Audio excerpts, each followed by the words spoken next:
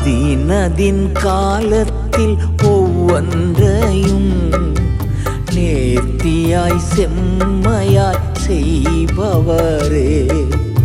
அதினதின் காலத்தில் ஒவ்வொன்றையும் நேர்த்தியாய் செம்மையாய் செய்பவரே. ஏசையா ஏசையா என் தெய்வம் நீர்தானையா. ஏசையா ஏசையா என் தெய்வம் நீர்தானையா. அதினதின் காலத்தில் ஒவ்வொன்றையும் நேர்த்தியாய் செம்மையாய் செய்பவரே.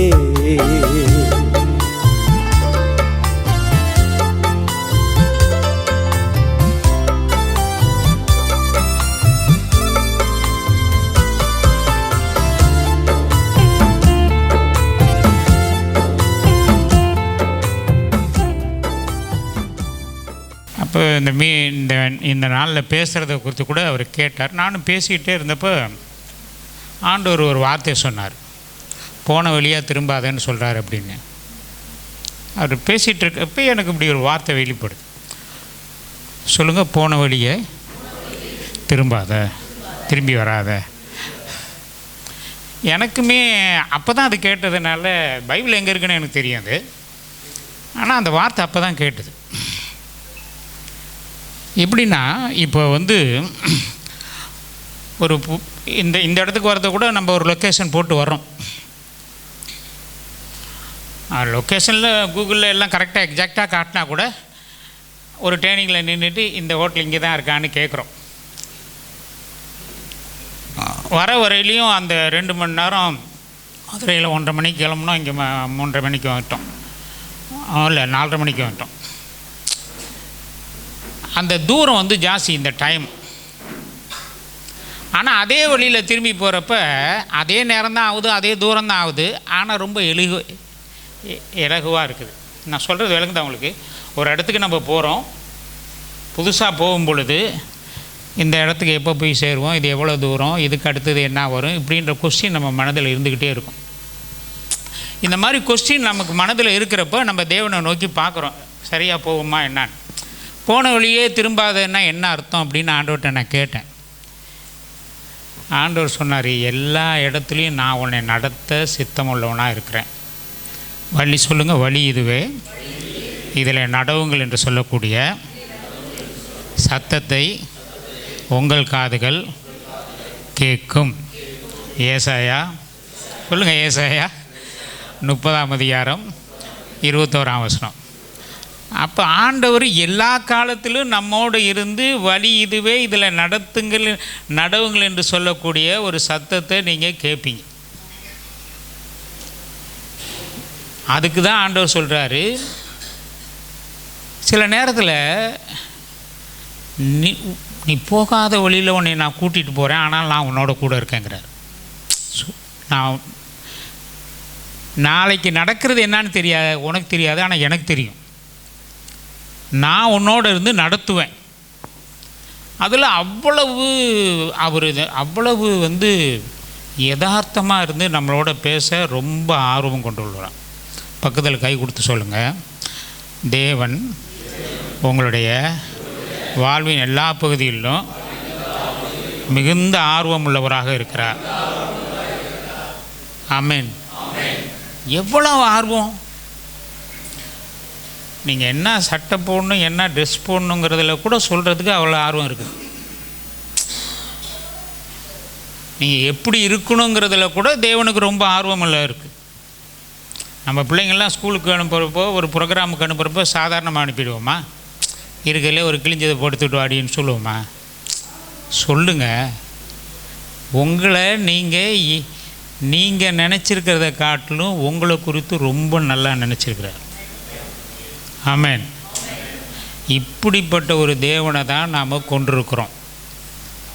ஏன் இது மாதிரி சொன்னார்? நீ போன வெளியே வராத, அங்கே எதுவும் வாங்கி சாப்பிடாதன்றார்.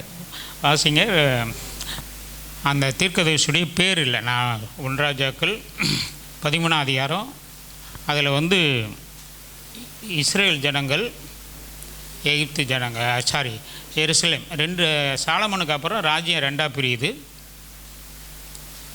அதில் வந்து சாலமுடைய மகன் ரெகபயாம், இன்னொருத்த வந்து இஸ்ரேலுக்காக இருந்த எரபயாம்னு இருக்கும்.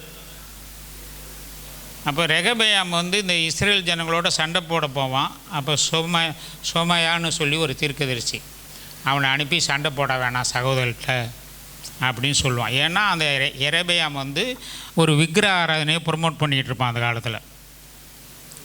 அந்த பசுவை வச்சு கும்பிட்றது அது இந்த ஊர்லேயும் நடக்குது இல்லை, பசுவை கும்பிட்றது அது அந்த ஊரில் நடந்தது தான் இந்த ஊர்லேயும் நடந்துகிட்ருக்குது.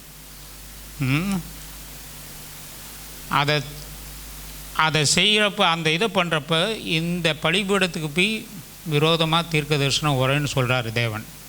அப்போ அவன் 1 ராஜாக்கள் 13 நான் அதை வாசிக்கிறேன். அப்படி அவன் இந்த இடத்துல அந்த தீர்க்க தரிசனம் சொல்லும் பொழுது யோசியான்னு ஒரு ராஜா வருவான்.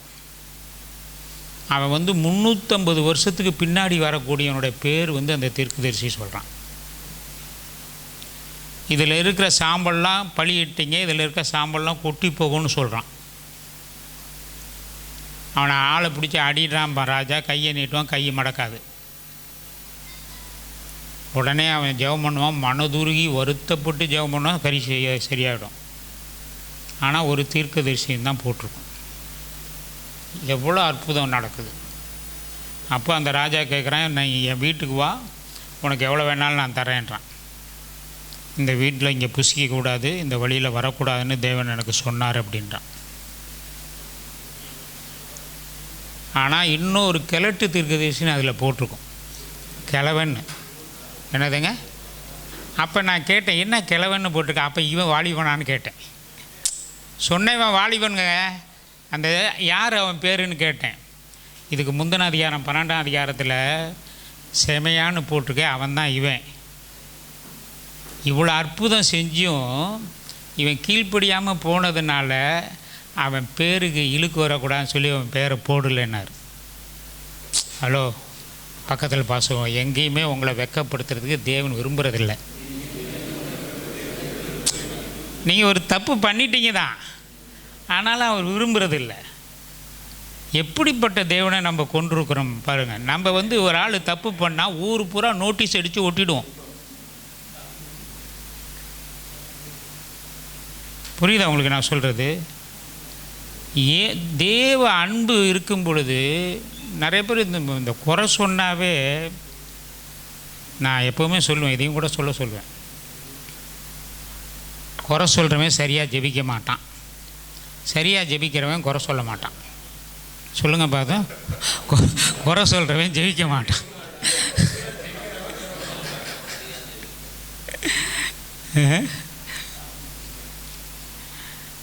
எந்த அளவுக்கு இந்த பிஎம்ஐ இப்போ வளரும் அப்படின்றத நான் சொல்கிறேன் பாருங்கள். நேற்று டாக்டர் ஆரோக்கியராஜ் அவங்க சொன்னப்போ 2 நாளாகும் 14 17 13 14 சொன்னார். 17ஆம் அதிகாரம் 13 14 சொன்னார். இதே ஜெபத்தை தான்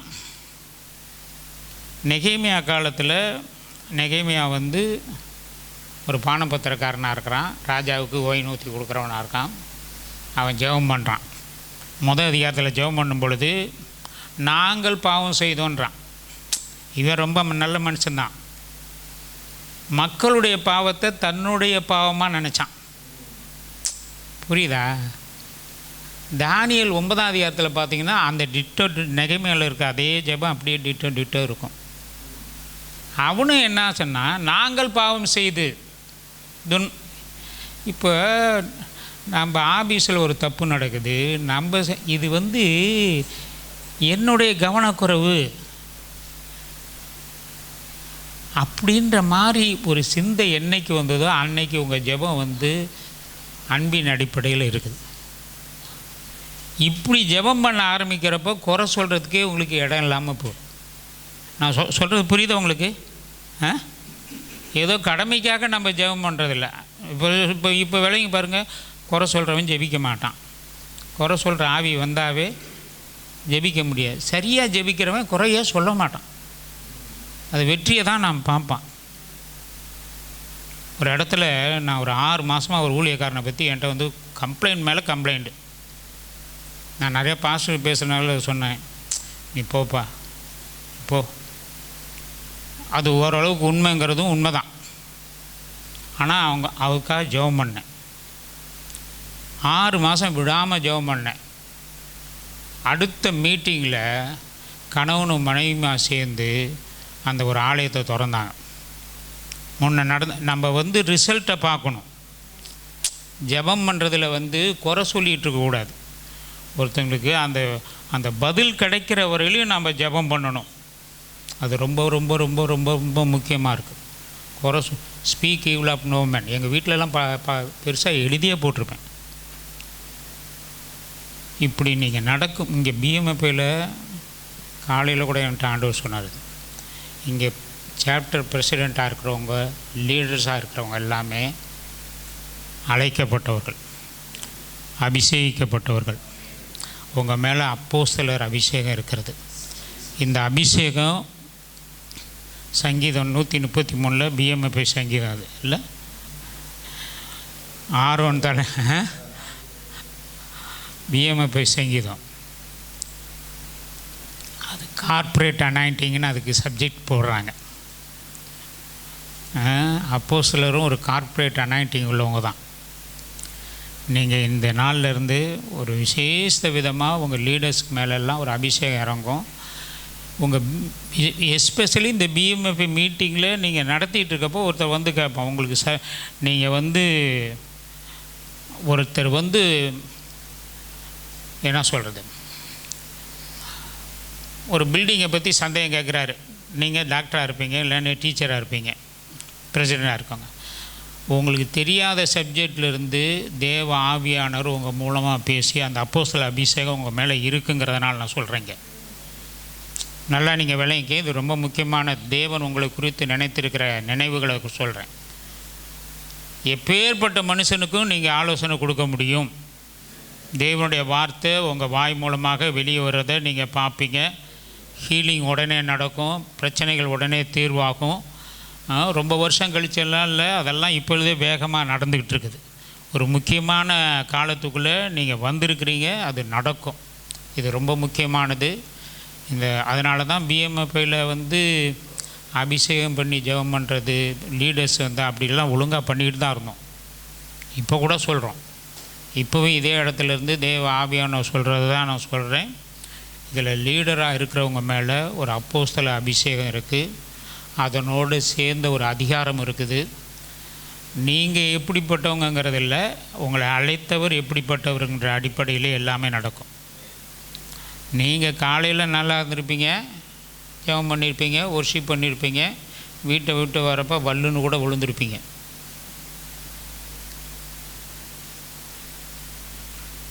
ஆனால் அவங்களை அழைத்தவர் உண்மை உள்ளவர். அவருடைய திட்டமும் தீர்மானமும் நிச்சயமாக உங்கள் வாழ்க்கையில் நீங்கள் நடக்கிறத நீங்கள் பார்ப்பீங்க. இன்னமும் சொல்கிறேன், ஏன் அப்படி சொன்னார்னா, போன வழியிலேயே நீ திரும்பாதன்னா, போன தடவை நீ நடந்த அற்புதமும் அடையாளமும் உனக்கு முன் உதாரணம் கிடையாது. ஒவ்வொரு அற்புதமும் ஒவ்வொரு அடையாளமும் வித்தியாசமானது தான். பழைய மெத்தடை மோசே அப்படி ஒரு மெத்தடை ஃபாலோ பண்ணான். முதல்ல அடிக்க சொன்னார், ரெண்டாவது பேச சொன்னார் அந்த கல்லை பார்த்து. ரெண்டாவது தரையும் அடித்தான். மோசே என்ன பண்ண முடியல, கானானுக்குள்ளே போக முடியல. ஆனாலும் தேவன் தயவுள்ளவர். இயேசு மறுரூபமடையில் இருந்தப்போ, நான் இல்லாத கானானுக்கு எதுக்கு வர, இப்போனாச்சும் வந்துரு சரின்னு மோசையும் எலியாவும் அங்கே வந்தாங்களா இல்லையா? தேவனை கொடுத்து பிக்சர் நமக்கு தப்பாக இருக்கிறதுனால அந்த தப்பை கிளியர் பண்ணுறேன். நான் நல்லா விளங்குங்க. ஒரு தடவை தள்ளி விட்டால் அப்படி தள்ளி விடுறவரே இல்லை. அவர் தள்ளி விடுதல் நான் வெறுக்கிறேன், தள்ளி விடுதலே நான் வெறுக்கிறேங்கிறார். அது டைவர்ஸை பற்றி தான் சொல்லுதுன்னு மளிகைகள் சொல்லுவாங்க நிறைய பேர். இல்லைப்பா, தள்ளி விடுதல்னா நான் என்னான்னு கேட்டேன் ஆண்டவர்கிட்ட. மனைவி பற்றி சொல்கிறதுக்கு தான் தள்ளி விடுதல் அப்படின்னு ஹீப்ருவில் இருக்கான்லாம் படித்து பார்த்தேன். உனக்கு என்ன தெரியும், உனக்கு என்ன தெரியும் அப்படின்னு மனைவி பார்த்து நீ சொல்கிறதே டைவர்ஸுக்கு ஈக்குவல்ன்ற. பிறனை அவமதிக்கிறவன் பாவம் செய்கிறான். அவ்வளோ புரியுதா? அதான் நீதிமொழி 14:21 சொல்லுது. இந்த அளவுக்கு நம்ம கிறிஸ்தவ ஜீவியம் வளரணும், அப்படி அதை எதிர்பார்க்குறார். ஏன் அதை சொல்கிறேன், போன வழியே திரும்பாதேன்னா எல்லா காரியத்திலும் ஒவ்வொரு பிஎம் மீட்டிங்லையும் நடத்துவார். போன மீட்டிங்கை விட இந்த மீட்டிங் ரொம்ப சிறப்பாக இருக்கும். சொல்லுங்கள், போன மீட்டிங்கை விட இப்போ வரப்போகிற மீட்டிங் ரொம்ப சிறப்பாக இருக்கும். திருச்சியிலலாம் டாக்டர் ஆரோக்கியரோட சேர்ந்து ஆல்மோஸ்ட்டு மதுரையிலேருந்து நிறைய வருஷம் நான் வந்திருக்கிறேன். பஸ்ஸில் ஏறி தான் வருவேன். அவங்க வீட்டுக்கு வந்துட்டு மறுபடியும் டாக்டர் சொல்லுவார், 40 பேர்னாச்சும் வந்துடணும் சொல்லி ஜெபம் பண்ணுங்க. எத்தனை பேர் சொல்கிறோமோ அத்தனை பேர் தான் வருவாங்க. ஆனால் இப்போ எவ்வளோ பேர் வந்தாலும் தாங்கலான்ற ஒரு விசுவாசம் மதுரை சாப்டருக்கு வந்திருக்குது. எவ்வளோ பேர் வந்தாலும் தாங்கும் அப்படின்ற அளவுக்கு அந்த விசுவாசத்தையும் தைரியத்தையும் உங்களுக்கு கொடுப்பாரு. அதே நேரத்தில் ப்ரேயர், பிஎம்எஃப்பில் டெஸ்டிமனி சில நேரத்தில் லைன் அவுட் அப்படியே போகும். அதை நான் பார்த்துருக்கேன். அப்போ நானும் டாக்டர் ஆரோக்கியராஜன் கையை கொடுத்து அந்நிய பாஷையில் தான் பேசுவோம். அந்நிய பாஷையில் பேசுவோம். ப்ரேயர் ஒரு மாதத்துக்கு முன்னாடி ஜெபம் பண்ணுறதும் நல்லது தான், ஒரு வாரத்துக்கு முன்னாடி ஜெபம் பண்ணுறதும் நல்லது தான். அதோடு பத்தாது, மீட்டிங்லேயும் ப்ரேயர் பண்ணணும். ஒவ்வொன்றும் ஒவ்வொரு வழி. நீ போன வழியிலேயே வரணும்னு நினைக்காத. இங்கேயும் நான் உன்னோட இருப்பேன். நான் புதிய வழிகளை காண்பிப்பேன். உன் வாழ்க்கையில் அற்புதங்களை நான் செய்வேன் என்று சொல்லியிருக்கிறேன். நான் ஜெபிக்க போகிறேன். தேவ பிரசன்னம் இருக்குது நம்ம மத்தியில். தயவுசெய்து எழுப்பிடுங்க. ஷேகே பராபியாங்கரபா லிபியாங்கரபா குசீமா கரபையாங்கரபா. நீர் அழைத்தவர் உண்மையுள்ளவர். நான் உங்களை முற்றுமுடிய ரட்சிப்பேன் என்று நீர் சொல்லுவதற்காக ஸ்தோத்திரம். உங்கள் ஆவி, ஆத்துமா, சரீரம் குற்றமில்லாமல் காக்கப்படுவதாக. குற்றமில்லாமல் காக்கப்படுவதாக. உங்களை அழைத்தவர் உண்மையுள்ளவர். அவர் முற்றுமுடிய உங்களை ரட்சிப்பார். முற்றுமுடிய உங்களை நடத்துவார். சகல ஞானமும் எனக்கு உண்டாயிருக்கிறது என்று கர்த்தர் சொல்லுகிறார். According to his four knowledge, எல்லாவற்றையும் அவர் முன்னறிந்திருக்கிறார். இந்த முன்னறிந்த தேவன் உங்கள் முன்னாடி போவார். வழி இதுவே, இதில் நடவுங்கள் என்று சொல்லுவார். பூர்ண கிருபையும் சம்பூர்ணமும் உங்களுக்கு உண்டாயிருக்கும் என்று கர்த்தர் சொல்லுகிறார். விசேஷ விதமாக இங்கே வந்திருக்கிற எல்லா லீடர்ஸ் மேலேயும் ஒரு தெய்வீக அபிஷேகம் இறங்கி வருவதற்காக உமக்கு ஸ்தோத்திரம். பூர்வமானதை சிந்திக்காதே, பழையவைகளை நினைக்காதே. இதோ நான் புதிய காரியத்தை உனக்கு செய்கிறேன். அவாந்தர வெளியில் ஆறுகளை உண்டாக்குவேன். அவாந்தரமான ஒரு இடமா இருந்தாலும் உனக்காக நான் ஆறுகளை உண்டாக்குவேன். நான் உனக்கு அற்புதம் செய்கிற தேவன் என்று உன்னுடைய மக்களுக்கு நீ திருவுளம் பெற்றுவதற்காக உமக்கு நன்றி. என் கிருபையானது பூர்ணமாய் உண்மையில இறங்கி வருகிறது என்று சொன்னதற்காக ஸ்தோத்திரம். விசேஷமாய் லீடர்ஸ்க்கு மத்தியில் ஒரு பெரிய அசைவை நீர் கட்டளையிடுவதற்காக உமக்கு நன்றி. அவங்க திரும்பி செல்லும் பொழுது நல்ல செய்திகளை அவர்கள் கேட்பார்கள். அவங்க தொழிலில், மற்ற எல்லா காரியத்திலும் நல்ல செய்திகள் உண்டாயிருக்கும். அவங்க எல்லைகளை நான் விரிவாக்குவேன் என்று சொல்லுவதற்காக உமக்கு ஸ்தோத்திரம். இந்த பிஎம்எஃப்ஐ ஊழியம் தகப்பனே கன்னியாகுமரியிலிருந்து காஷ்மீர் வரையிலும் பெறுவதற்காக உமக்கு ஸ்தோத்திரம். புதிய தலைவர்களை நீர் அனுப்புவதற்காக ஸ்தோத்திரம். நீ எதிர்பாராத நல்ல ஆட்களை நான் உனக்கு கொண்டு வருவேன். நான் நியமித்திருக்க ஆட்களை கொண்டு வருவேன். டீமோ சகாரியனை போல் இந்த மனுஷன் அந்த மனுஷனே அல்லப்பா. உம்முடைய கரத்தை நம்பி நீர் உம்முடைய வாயினால் சொன்னதை உம்முடைய வலது கரத்தினால் உம்முடைய பிள்ளைகளுக்கு நீ நிறைவேற்றுவதற்காக உமக்கு ஸ்தோத்திரம். கர்த்தருடைய வார்த்தை உம்முடைய மக்கள் மேலே இறங்கி வந்ததற்காக உமக்கு ஸ்தோத்திரம். பிதா, குமாரன், பரிசுத்த ஆவியின் நாமத்தினால உம்முடைய மக்களை ஆசீர்வதித்து ஜெபிக்கிறேன் நல்ல தகப்பனே. Amen, amen. God bless you. Please.